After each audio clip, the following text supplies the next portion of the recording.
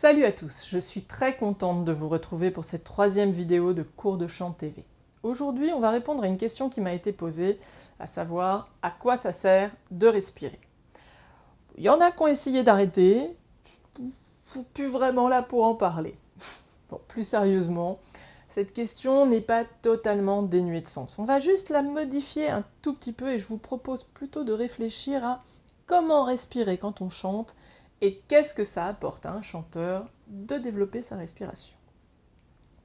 J'ai une petite anecdote à ce sujet. Je ne sais pas si vous connaissez une chanteuse d'opéra qui s'appelle Montserrat Caballé. C'est une très grande chanteuse d'opéra espagnole, connue du grand public pour son album avec Freddie Mercury. Je vous mets un lien dans la description pour ceux qui voudraient en savoir un peu plus sur qui était cette grande dame. Bref, quand elle a rencontré son maître de chant, avant même de commencer à chanter, il lui a fait travailler la respiration durant 7 mois. Cette anecdote est assez parlante pour moi. La respiration, c'est le moteur du chant. Avoir une respiration défectueuse ou pas entraînée, c'est un peu comme avoir une Ferrari avec un moteur de 2 chevaux. Bref, on a la carrosserie, mais on n'a pas du tout ce qu'il faut sous le capot.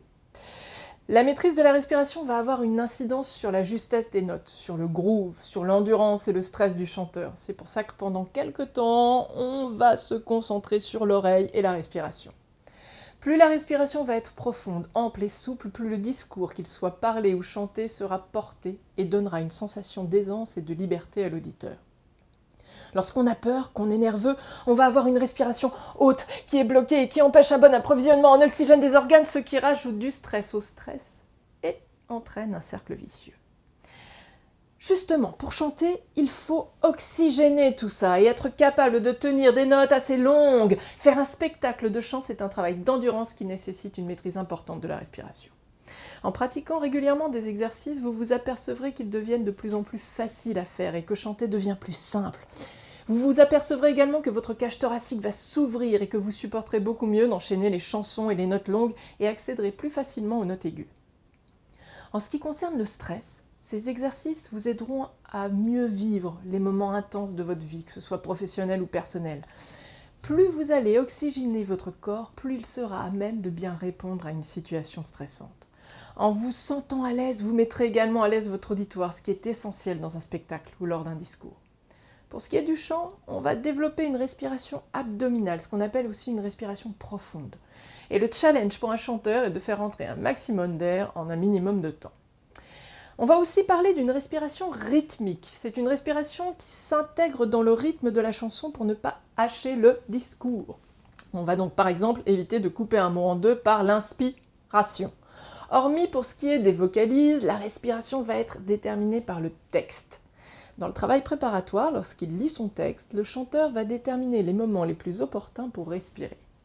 Il y a toujours des artistes qui auront leurs propres particularités et adapteront leur respiration en fonction de la mise en valeur de certains mots, de leur style. Certains la rendront sonore, d'autres non. Elle prend alors part à l'esthétique d'une œuvre, et je pense notamment à Barbara ou à Alanis Morissette.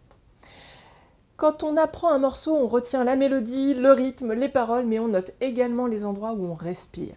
C'est un gros conseil que je vous donne là. Organisez votre respiration en fonction de votre discours. Est-ce qu'on va appuyer sur un mot? Est-ce qu'on se prépare à exprimer une ou une suite de phrases rapidement? Est-ce que je veux hacher mon texte ou est-ce que je veux une chanson qui coule? Posez-vous la question. Quelle est mon intention? Si on prend le refrain de Bagdad Café, par exemple, il y a 2 façons possibles de le faire et je vais vous enchaîner les deux. Dans la première, je vais faire la phrase en entier et je ne vais pas respirer. À la reprise, puisque de toute façon, c'est chanté 2 fois de suite, je vais respirer au milieu de la phrase pour donner une autre emphase au mot. Donc ça va donner ça. I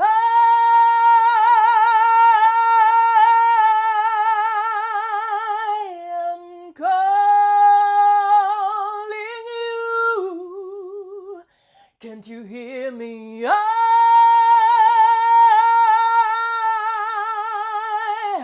am calling you.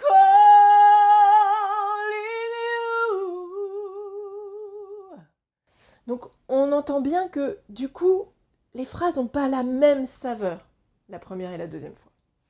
Si on prend un autre exemple, par exemple The Monster d'Eminem, qui est là vraiment un morceau de rap, on peut décider de respirer à plein d'endroits différents, ce qui ne va pas du tout donner la même emphase sur tous les mots.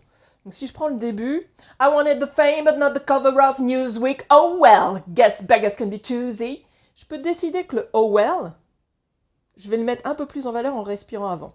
I wanted the fame but not the cover of Newsweek, oh well, oh well. Voilà, je le mets en avant avec la respiration avant. I wanted the fame but not the cover of Newsweek, oh well, guess beggars can be choosy, wanted to receive attention for my music, wanted to receive attention for my music. Donc, en fonction de la respiration et du rythme et des accents sur certaines syllabes, je ne vais pas du tout donner le même relief au discours.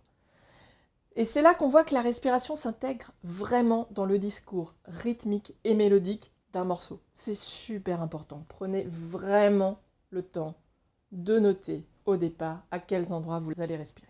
Et voilà, il ne me reste plus qu'à vous faire des bisous. On se retrouve samedi pour un cours sur le développement de l'oreille et mardi prochain pour vous donner un premier exercice de respiration.